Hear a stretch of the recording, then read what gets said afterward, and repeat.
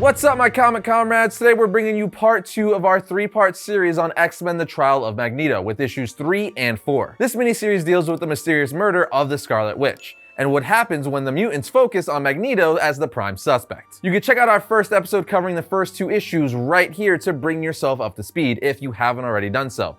Otherwise, you're gonna be lost. Also, it should go without saying, but this episode is gonna be full of spoilers for the first 4 issues of the series. But with that said, let's see where issues 3 and 4 take us after that shocking cliffhanger at the end of issue 2.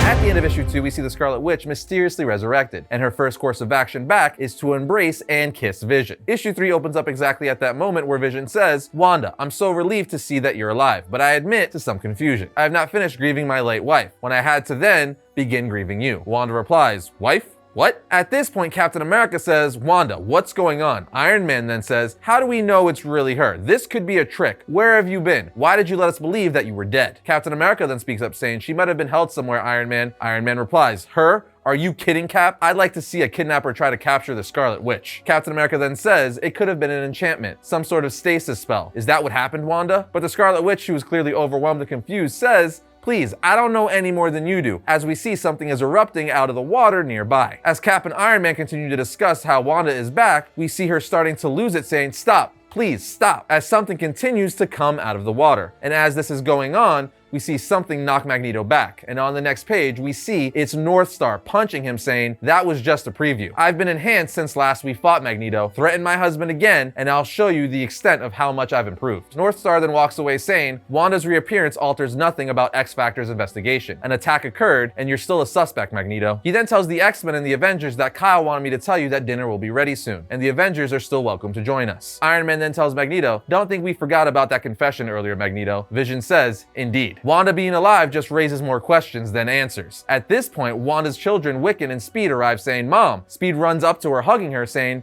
"You're okay." But Wiccan says, "Tommy, wait, that's not our mother, though it is the Scarlet Witch." As Wanda says, "Have we met?" Iron Man asks, "What do you mean?" Wiccan answers saying, she's not entirely her, like she's from the past or something." Magneto then asks, "What's the last thing you remember?" She responds, "I don't know." At this point, Northstar says, "Rachel, find her last memory." She says sure, telling Wanda, "I'm gonna take a peek under the hood. It won't hurt." While examining her memory, she telepathically talks to her mother Jean, saying, "Mom, she remembers so little." Jean answers, "Charles warned us that her last backup was quite outdated." Rachel says, "I thought that the council voted not to resurrect her." Jean replies, "Yes, that's correct." Rachel then says, "I guess we know where Magneto's Cerebro backup went. Can you help me fill in her missing memories?" Jean replies, "I can, but is that wise?" Rachel tells her, "Maybe not, but it's the right thing to do. She doesn't even remember her sons." So that's crazy. It seems like Magneto did end up using the Cerebro backups to resurrect Wanda. But more on that later, as her resurrection is explained in full in issue 4. Anyway, Rachel and Jean start filling Wanda's memories with her greatest hits, as they say. And immediately after they do, we see a rumble on Krakoa, as we see 3 giant kaiju start attacking the island. At this point, the Avengers and the X-Men team up to start taking down these giant creatures. But it doesn't seem to be working. Rachel Summers then says, "I can't get a psychic hold on it. Its thoughts are incomprehensible to me, and hellbent on destruction." And after the Avengers and the X-Men continue to fight the monsters, they realize they won't die. At which point, Cyclops says, "We need to evacuate all non-combatants from the island. The kaiju are self-healing." We then see Scarlet Witch back in the dimension she's been stuck in from previous issues, saying, "The wheel spins, another cycle of death and rebirth here. But for a moment, something shifted. A part of me departed. I thought I finally found my way out of here, but instead, I woke up with even fewer memories. Maybe this is the way of things in the afterlife. There is no light at the end of the tunnel, nor is there a tunnel. There is only a fight." As she sees that mysterious hooded figure from previous issues. An axe then comes from the portal, and Wanda says, "I get it now. I'm supposed to kill you," as she swings it at the hooded figure. But she misses, saying, "Chaos magic. This place is made of chaos magic. Is it of me? You will not kill me in this place again." The hooded person says, "Finally, you figured it out." While this person takes down their hood, Wanda gasps, and on the last page of the issue,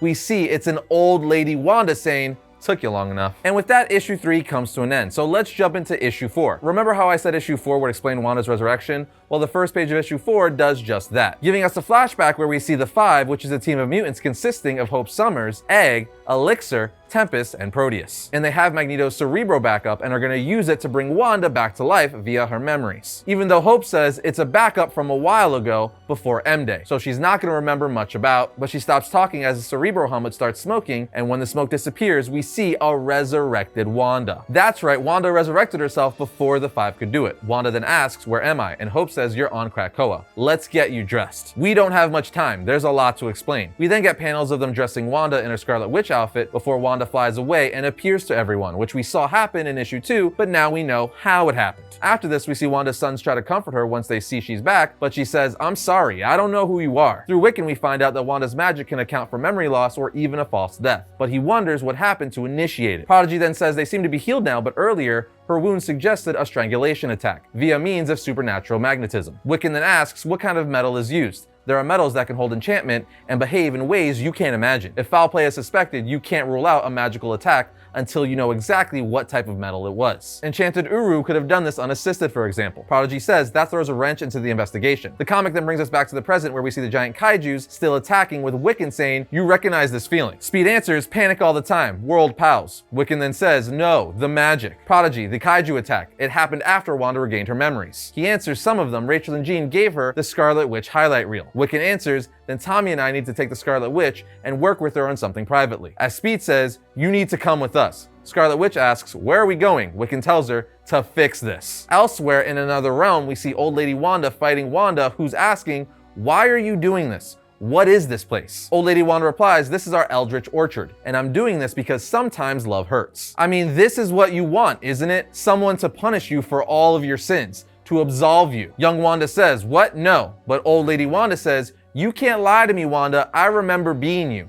You have to let it go. All that guilt, all that turmoil eating you up inside is manifesting as these monsters, endangering everyone you love, endangering your children," as Wanda looks at them through a vision saying, "No." Then back in Krakoa, we see Wanda say, "No, I don't believe you," fighting these visions or part of herself that's trapped in another realm. Wiccan then says, "I'm sorry, but it's true. You've compartmentalized your guilt into these physical constructs." Wanda then gets pissed off saying, "I didn't do all those terrible things. The telepaths forced those into my head, and I'm not to blame for the monster attack," as her eyes light up with magical rage and she blows her son's back. Speed then yells at her saying, "This is why no one trusts you. This is why everyone is afraid to be around you." Wanda then starts crying saying, "You sound just like my brother," while Wiccan yells, "I have lived my whole life defending you, Mom. My whole life. You taught me so much about magic that you can't even remember now. These creatures attacking the island, you made them because you refuse to take accountability for your future." As we see Old Lady Wanda in the Eldritch Orchard saying, "It's time to forgive yourself, Wanda. Stop beating yourself up." And then we're brought back to Krakoa where Wiccan says,